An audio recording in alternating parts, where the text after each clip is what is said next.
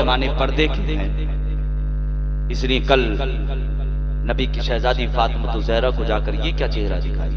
अल्लाह, मैं इनके लिए भी कहता हूं कि ये भी जब घर से निकला करें तो इस अंदाज में निकला करें कि इनके हाथ छुपे हों, पैर छुपे हों, आंखें छुपी हों, सर छुपा हो, सर से लेकर पैर तक ऐसा लिबास होना चाहिए कि किसी भी गैर मुहर्रम की नजर इनके जिस्म पे ना पड़ सके। आज सबसे ज्यादा हम देखते हैं हमारी इस्लाम की शहजादियां आज सबसे ज्यादा हल्के लिबास में नजर आती हैं। आज इस्लाम की शहजादियों को मुझे बताओ कि इन्हें जलील करने का निशाना नहीं बनाया रखा, इज्जत से नहीं खेला जा रहा है इनकी। नहीं, इनको भी चाहिए कि ये भी पर्दे के लिहाज से हद से कदम निकाले। माँ बाप को चाहिए कि अल्लाह ने अगर बेटे दिए हो तो कुरान पढ़ना सिखाए, कुरान की तिलावत करना सिखाए, कुरान का कारी बनाए, कुरान का हाफिज बनाए। रब ने बेटियां दी हो तो अपनी बेटियों को आलिमा बनाए, कारिया बनाए, कुरान पढ़ने वाली बनाए। जब बेटियां घर में कुरान पढ़ती हैं ना तो अल्लाह की रहमतें हुआ करती हैं, अल्लाह की बरकतें हुआ करती हैं, अल्लाह की नेमतें बरसा करती हैं। मगर घर के अंदर आज के दौर में हम देखते हैं कि हाथों में अखबार तो होते हैं मगर कुरान नजर नहीं आते। आज इस्लाम की शहजादियों को आज हमने दूर किया, हमारी गलती भी है। उसकी वजह बिना यह है कि काश हमने नमाज फजर के लिए अपने बच्चों को उठाया होता, नमाज पढ़ना इन्हें सिखाया होता। इनके हाथ में अगर हमने कुरान दिया होता तो बेटियां नमाज भी पढ़ती, कुरान भी पढ़ती। हमने अपने शहजादों को उंगली पकड़ कर अगर मदरसे पहुंचाया होता तो बेटा कुरान का कारी बनता, कुरान का हाफिज बनता। आज हमारे हाल यही है कि असल मदरसा बच्चे के लिए मार बाप की गोद होता है। आज माँ बाप ने ही अपने बच्चों को यूनिवर्सिटी का रास्ता दिखाया। आज उन्हीं माँ बाप ने अपनी शहजादियों को स्कूल के अंदर पहुंचाया। अगर काश माँ बाप ने अगर मदरसे के अंदर तालीम दिलाई होती, इस्लामी तालीम सिखाई होती तो आज बेटियां पर्दे के लिहाज से घर के अंदर होती, इनके सरों पर भारी नकाब होते, इनकी आंखों पे पर्दा ढका होता, इनके जिस्म पे भारी लिबास होता। आज इस्लाम की शहजादियां जब रास्तों से गुजर के जाती हैं तो आज अगर किसी इस्लामी भाई की अगर नजर पड़ती है तो आज कुछ तो ऐसे हैं जो अपनी नजरों को झुका लेते हैं और रब की बारगाह में फरियाद करते हैं, परवरदिगार आलम जो ये इस्लाम की शहजादी हल्का लिबास पहन के रास्ते में चल रही है, जिसके सर पे हल्का दुपट्टा है, जिसके बदन पे हल्का लिबास है, परवरदिगार आलम इसे भारी लिबास पहनने की तौफीक अता फरमा दे, इसके बदन इनके सर पे भारी दुपट्टा होने की तौफीक अता फरमा दे। और आज तो कुछ ऐसे इस्लामी भाई हैं जो हल्का लिबास देख करके इस्लाम की शहजादियों के बदन पे जिनके चेहरों पे मुस्कुराहटें आ जाती है, आज उन्होंने अपनी जिंदगी को शैतानी जिंदगी बना रखा है। और इस्लाम की शहजादियों अगर चाहती हो वकार अच्छा हो, अगर चाहती हो जिंदगी अच्छी हो, अगर चाहती हो कि समाज अच्छा हो तो फिर घर में रहो तो कुरान की तिलावत किया करो, घर में रहो नमाज पढ़ा करो, घर के अंदर रहा करो, पर्दे के लिहाज से रहा करो। मुझे इतना तो बता दो कि वो नबी की शहजादी फातिमा नहीं थी कि जिसे आसमान ने कभी नंगे सर नहीं देखा है, क्या उसने पर्दा नहीं किया है? अगर कल मैदान महशर के दिन नबी की शहजादी फातिमा ने तुमसे सवाल कर लिया तो फिर नबी की शहजादी को कौन सा चेहरा दिखाओगी? वो इस्लाम की शहजादियों अपने किरदार अच्छे कर लो। मैं इस्लामी भाइयों से कहूंगा कि औरत के माने पर्दे हैं। अगर रब ने बेटियां दी हो तो घर के अंदर पर्दे के लिहाज से घर के अंदर रखना। उस बच्ची को नबी की शहजादी फातिमा की जिंदगी बताना कि नबी की शहजादी फातिमा ने जिंदगी कैसे गुजारी है। और यार अगर चाहते हो अपना समाज अच्छा, आज हम तो ये देखते हैं जब घर की इज्जत चली जाती है तो फिर सर पे हाथ रख के बैठते हैं कि आए ये क्या हो गया है। बेटी घर से कदम गलत उठा दे तो फिर आंख में आंसू होते हैं। काश तूने अपनी बेटी को मुस्तफा जाने रहमत की सच्ची तालीम दी होती। अगर मुस्तफा जाने रहमत की शहजादी फातिमा का तरीका बेटी को सिखाया होता तो आज तेरी इज्जत पे कोई हमला ना करता, आज तेरी बेटी घर से बाहर ना कदम निकालती, आज किसी दूसरे के साथ में हाथ पकड़ के रास्ते में ना चलती। और इस्लाम की शहजादियों इसलिए मैं कहना चाहता हूँ और शहजादों अगर इज्जत चाहते हो, अगर रब ने बेटे दिए हो तो हुसैन आजम का किरदार अदा कर दो। अगर बेटी दी हो तो नबी की शहजादी फातिमा ज़हरा की जिंदगी होने वाली। सुभान अल्लाह, नारे तकबीर, नारे रिसालत, मसलके आला हजरत, मसलके आला हजरत फैज़ाने हुजूर ताजुश शरिया, नारे तकबीर, नारे रिसालत। कैसी जिंदगी है।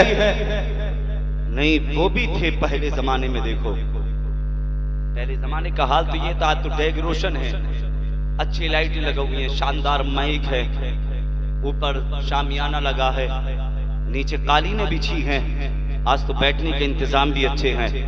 मगर वो दौर था कि जिस दौर में माइक नहीं होते थे, खाली बस बैठ करके थोड़ी सी तालीम दी जाती। मगर उसी जिंदगी का एक नौजवान था जो कि महफिल में जाके बैठा, और किसी ने बताने वाले किसी आलिम ने गुफ्तगू की, उसने कहा कि आका फरमाते हैं कि जिस घर के अंदर बेटियां पैदा होती हैं उस घर में अल्लाह की रहमत बरसा करती है।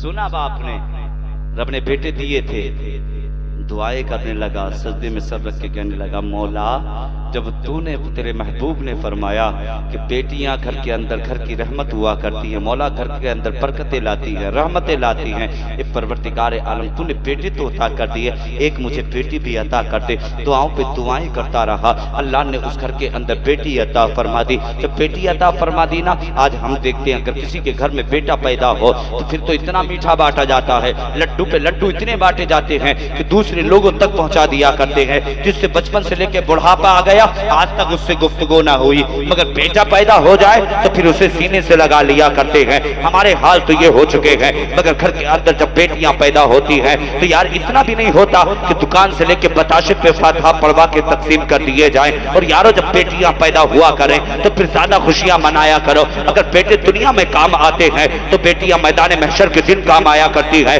तुमने बेटियों को समझा क्या है? आका फरमाते हैं जिन घरों के अंदर बेटियां पैदा होती हैं उन घरों के अंदर अल्लाह की रहमतें बरसा करती है। और यारो जैसे ही उस नौजवान ने दुआ मांगी, अल्लाह ने उसी के घर के अंदर बेटी अता कर दी। बेटी का अता करना था। जब बेटी होशियार होने चली है, जब बेटी समझदार होने चली है, जैसे कि वो बेटी समझदार हुई तो बाप ने अपनी शहजादी को बताया, और शहजादी कुरान पढ़ना सीखो, नमाज पढ़ना सीखो। और बेटी घर से बाहर कदम नहीं निकालते हैं। बच्ची ने उसी तरीके को अपनाया है। बाप ने कहा था शहजादी कभी घर से बाहर कदम नहीं निकालते हैं। बच्ची ने कदम नहीं निकाला। बाप ने कहा था शहजादी ले कुरान पढ़ना सीख ले। बाप कुरान पढ़ना सिखा रहा है, बेटी कुरान पढ़ना सीख रही है। बाप ने कहा था शहजादी ले नमाज पढ़ना पर सीख लो। नमाज पढ़ना बाप सिखा रहा है, बेटी नमाज पढ़ना सीख रही है। बच्ची ने कहा था बाबा नमाज पढ़ने से मिलता क्या है? बाप ने कहा था शहजादी जो रब की इबादत करता है अल्लाह उससे राजी हुआ करता है। जब कोई अल्लाह का बंदा या अल्लाह की बंदी रब से कुछ मांगता है, उसकी इबादत करने के बाद तो अल्लाह उसकी दुआ को कबूल किया करता है।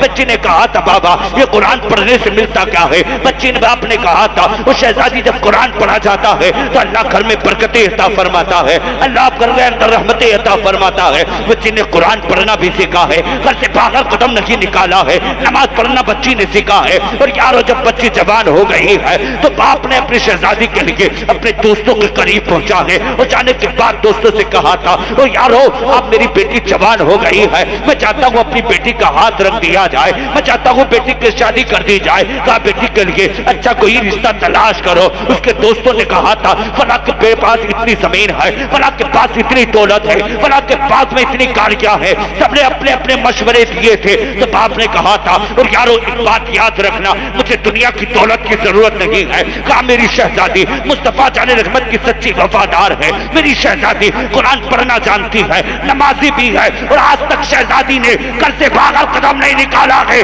दोस्तों ने कहा कहना क्या चाहते हो? कहा मेरी बेटी जैसी बेटी है वैसा बेटा होना चाहिए। कहा चाहते क्या हो? कहा अगर बेटी कुरान की तिलावत करने वाली है तो बेटा भी किसी मस्जिद का इमाम होना चाहिए। सुभान अल्लाह, सुभान अल्लाह, बहुत बोले सुभान अल्लाह। बेटा भी किसी मस्जिद का इमाम होना चाहिए।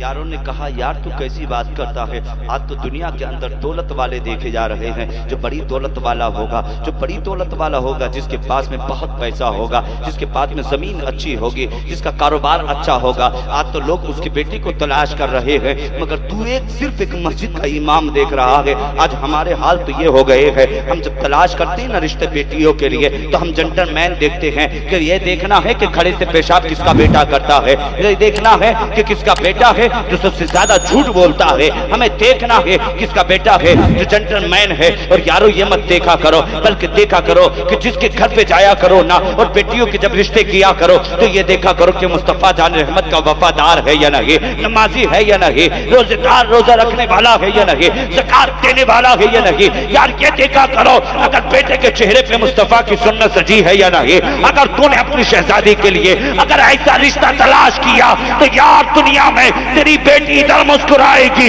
उधर मदीने वाला मुस्कुरा जाएगा। और याद रखना फिर दुनिया भी अच्छी होगी, आखिरत भी अच्छी होगी। बाप ने बेटी के लिए रिश्ता तलाश किया है, बार बार रिश्ते देख रहा है, महीने गुजर गए, पर एक दिन वो आया कि बेटी के लिए रिश्ता तलाश करते करते एक मुस्तफा जाने रहमत के वफादार जैसा रिश्ता मिला, मुस्तफा के आशिक का रिश्ता मिल चुका है। कहा वो रिश्ता कैसा था? कहा इसके चेहरे पे मुस्तफा की सुन्नत सजी है, चेहरे पे आका की सुन्नत सजी हुई है। कहा यार नमाजी भी है, इबादत गुजार भी है, कुरान पढ़ने वाला भी है। बाप ने कहा था जैसे ये देखा बच्चे का चेहरा, कहा मुझे पसंद है। लोगों ने कहा कि जमीन नहीं पूछी, कहा कारोबार नहीं पूछा। बाप ने कहा था मुझे दौलत की जरूरत नहीं है, मुस्तफा जाने रहमत के सच्चे औलाद की जरूरत है। चेहरा देखा है, देखने के बाद में हाँ करके वापस आया है और आने के बाद में घर पहुंचा है। और पहुंचने के बाद शहजादी के करीब गया है और जाने के बाद में शहजादी ने कहा था पापा कहां से आए हो?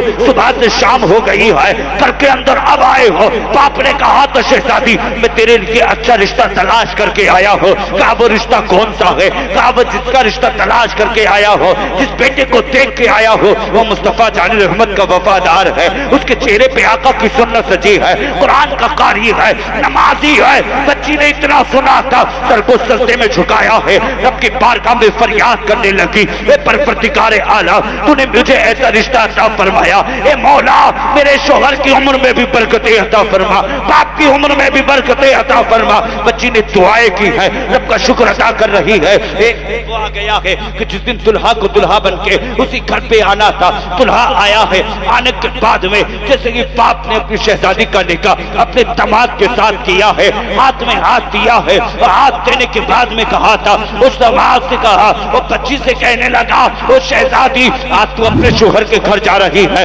याद रखना आज तक तो हक तेरे बाप का तुझ पे था, अब मुझसे ज्यादा तेरे शोहर का हक है। याद रखना अपने शोहर के बगैर इजाजत घर से कदम मत निकालना।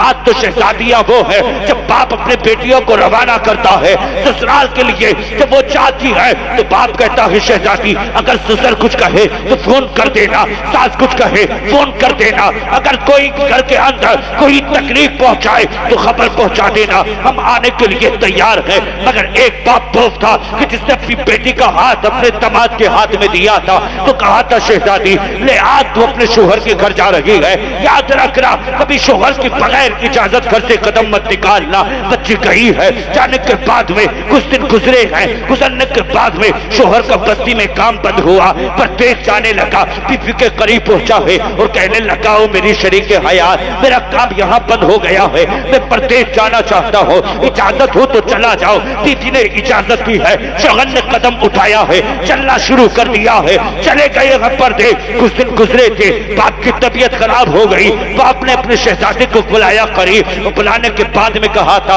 वो शहजादे जा बहन के घर पे चला जा, वो जाकर के कह देना कि तेरे बाप ने तुझे बुलाया है, तबीयत बाबा की खराब है। बच्चा गया है, बहन के दरवाजे पे पहुंचा है, दस्तकती है, आवाज आई है आने वाले कौन है? बच्चे ने कहा था वो बहन तेरा भाई दरवाजे पे आया है, दरवाजा खुला है। कहा कैसे आना हुआ? भाई ने कहा था बहन बाबा की तबीयत खराब है, अब्बा ने तुझे करीब बुलाया है, इतना कहना था। बच्ची ने कहा था भाई मैं शोहर के बगैर इजाजत घर से कदम नहीं निकालूंगी। कहा किस के? कहा मेरे बाप ने मुझसे कहा था कि शोहर की बगैर इजाजत घर से कदम मत निकालना। कहा जब तक शोहर की इजाजत नहीं मिलेगी तेरी बहन घर से कदम नहीं निकालेगी।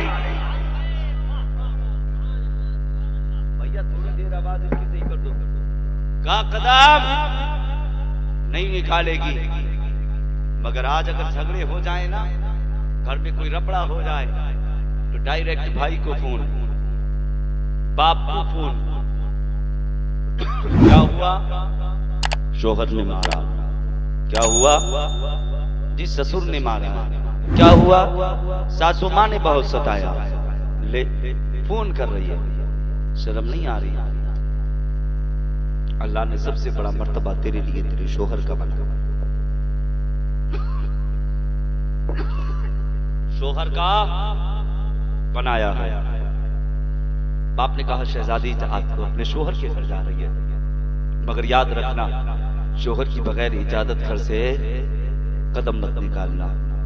बच्ची ने अमल किया, शोहर गया परदेस, बाप की तबीयत खराब हुई। एक दिन गुजरा, बच्चा वापस आया, कहने लगा बाबा बाइल ने मना कर दिया। कहा क्या मना किया? उसने कहा कि अपने शोहर की बगैर इजाजत घर से कदम नहीं निकालूंगी। इतना कहना था ना तो आपकी आंख में आंसू आ गए, फिर ज्यादा तबीयत खराब हुई। दूसरा दिन आया, फिर बाप ने कहा ओ शहजादे जब बहन के करीब चला जा। वो जाके कहते ना बाबा की तबीयत ज्यादा खराब है। कहा तुझे बाबा ने बुलाया है? भाई गया है। फिर दरवाजे पे जाके दस्तक दी है, आवाज आई है, कौन आया है? भाई ने कहा है बहन तेरे दरवाजे पे तेरा भाई आया है। दरवाजा खुला है। कहा कैसे आना हुआ? कहा फिर बाप ने बुलाया है। बहन ने कहा कि अभी मैं बगैर शोहर की इजाजत घर से कदम नहीं निकालूंगी। इतना कहना था, भाई की आंख में आंसू है, रोता हुआ बाप के करीब पहुंचा है। बाप ने कहा ओ शहजादे क्या हुआ? कहा बहन ने फिर इनकार कर दिया है। इतना कहना था, बाप की आंख में आंसू है, रोने लगा, माँ भी रो रही है। हत्तल इम्कान भाई जाता रहा, बहन वापस करती रही, शोहर की बगैर इजाजत नहीं आई। आखिरी वक्त वो आ गया, बाप का इंतकाल हो गया। बाप का इंतकाल हुआ, ऐलान हुआ फला के बाप का इंतकाल हो गया है। बेटी के कान में खबर पहुंची है कि मेरे बाप का इंतकाल हो गया। आंख में आंसू थे, घर के अंदर मुसल्ला बिछाया, रब की इबादत करने लगी, कुरान की तिलावत करने लगी। तो कहा परवरदिगारे आला, परवरदिगारे आला जिस बाप ने मुझे मेरे इस शोहर के घर के अंदर पहुंचाया है, परवरदिगारे आला इसी बाप की ओ बाप को जन्नतुल में आला मकाम अता फरमा। परवरदिगार आला मेरे बाप के बचपन से लेकर के जवानी तक बुढ़ापे तक जितने भी गुनाह हुए हैं, अपने हबीब के सदक़े में मौला मेरे बाप के गुनाहों को माफ कर दे। पैर बेटी दुआओं पे दुआएं मांग रही है, आंख में आंसू है। अब तलीमकार यहाँ तक के बाप को कफन पहनाया गया, नहलाया गया, कफन पहनाया गया। इंतजार किया जा रहा है, शायद बेटी आने वाली होगी, बेटी आने वाली होगी। लोगों ने जनाजा उठाना शुरू किया है। माँ ने कहा था बाप के जनाजे को अभी ना उठाया जाए, वो जनाजा रखा गया है। बात किस लिए कहा हो सकता है? अगर बेटी बाप के जीते जी ना आ सकी है तो बाद मरने के बाप का चेहरा देखने आ रही हो। बाप के जनाजे को रखा गया है, इंतजार किया गया है, मगर बेटी बाप के जनाजे पे ना आ सकी है। वक्त काफी हो गया, लोगों ने कहा कि बेटी नहीं आ सकी है, लोगों ने उठाना शुरू किया है। माँ ने कहा था जनाजे को लेकर के पहले कब्रिस्तान मत जाना, बल्कि इसके जनाजे को लेकर के पहले बेटी के दरवाजे पे जाना। वह जनाजे को उठाया गया है। उठाने के बाद वे बेटी के दरवाजे पे लेकर जनाजे को पहुंचे हैं। और जाने के बाद दस्तक दी है, आवाज आई है आने वाले कौन है? बच्ची किसे कहा कि दरवाजे पे तेरे बाप का जनाजा आया है। इतना कहना था, बच्ची ने कहा सारे लोग सामने से हट जाएं। सब हट गए। ये तब पर्दा आज देखते हैं, अगर दरवाजों पे आकर कोई फकीर आकर के किसी चीज की सदाका करने लगे, दरवाजे पे आकर दस्तक दे दे, तो आज इस्लाम की बेटियां जाकर के दरवाजे को खोला करती हैं। तुम क्या मालूम नहीं है कैसे पर्दे हैं तुम्हारे? और यार हमने तो यहाँ तक के देखा है आज दरवाजों पे पर्दे मिलते हैं, मगर इनके सरों पे पर्दे नहीं होते। टीपियों पे पर्दे होते हैं, मगर इनके बदन पे पर्दे नहीं होते। फिर कैसी इस्लाम की शहजादियां हो? मगर देख वो भी इस्लाम की शहजादी थी। कहा सारे लोग दरवाजे से हट जाए, दरवाजे से सब हट गए। बच्ची ने दरवाजा खोला है, और दरवाजा खोलने के बाद में फिर कहा जनाजे को लाकर अंदर रख दो। अंदर रखा गया है। रखने के बाद में सारे लोग बाहर गए हैं, दरवाजा बंद किया है। बच्ची बाप के करीब गई है, और जाने के बाद में बाप के कदमों को छुआ है, पकड़ने लगी है, चूम कर रोने लगी और कहा बाबा जब तेरी तबीयत खराब होती थी तो तू अपनी शहजादी को बुलाता था, और बुलाकर कहता था वो शहजादी आकर के कदमों को दबा दे। और बाबा तेरे पार आकर के तेरे बेटी तेरे कदमों को दबाया करती थी। आज एक मर्तबा अपनी जुबान खोल के इतना तो कहते ओ बाबा वो बेटी आकर के बाप के तलवों को दबा दे, कदम को दबा दे। ओ बाबा आज अपनी जुबान खोल के नहीं कहेगा।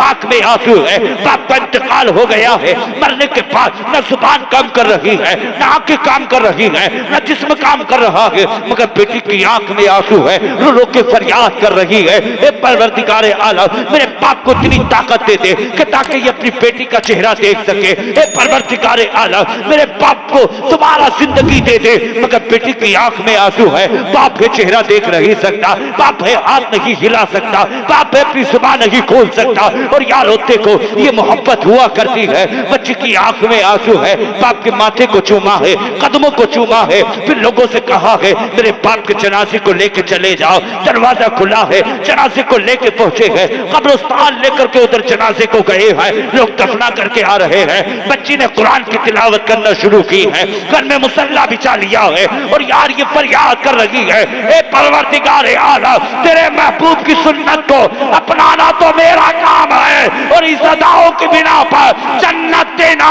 मेरे बाप को ये तेरा काम है। बच्ची ने दुआ की थी, अभी कब्र में अंधेरा था, दुआएं कर रही है, रब ने रोशनी अता फरमा दी, उजाला अता फरमा दिया। फरिश्तों ने कहा था ए मौला ये अभी इसकी कब्र के अंदर अंधेरा था, उजाला कैसे हो गया?